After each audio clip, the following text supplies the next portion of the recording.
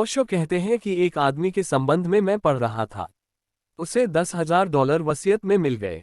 उसने सोचा कि एक बार जुआ खेलकर जितने बढ़ सके ये डॉलर उतना बड़ा लेना उचित है, ताकि जिंदगी भर के लिए फिर झंझट ही काम करने की मिट जाए। वह अपनी पत्नी को लेकर जुआ घर गया। वह सब हार गया, सिर्फ $2 बचे। वह भी इसलिए बचा लिए थे कि होटल में लौटकर जाने के लिए रास्ते में टैक्सी का किराया भी तो चुकाना पड़ेगा।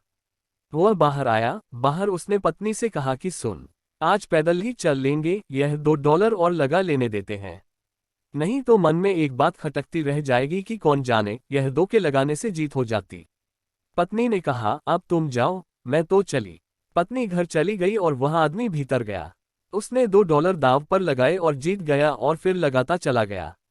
$1,000 तो दूर, अब उसके पास $1,00,000 थे आधी रात होते होते। फिर उसने सोचा अब आखिरी दांव लगा लूं। उसने वह $1,00,000 एक साथ दांव पर लगा दिए। अगर जीत जाता तो 20 लाख हो जाते, मगर वह हार गया। आधी रात पैदल ही होटल वापस लौटा। दरवाजा खटखटाया। पत्नी ने पूछा क्या हुआ। उसने कहा वह $2 हार गया।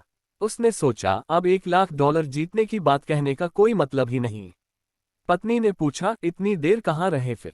उसने कहा वो पूछ ही मत, अब वह दू का छेड़ ही मत। इतना तू जान लिए $2 जो थे वह भी हार गया हूं। यह जगत भी जुए के खेल जैसा है।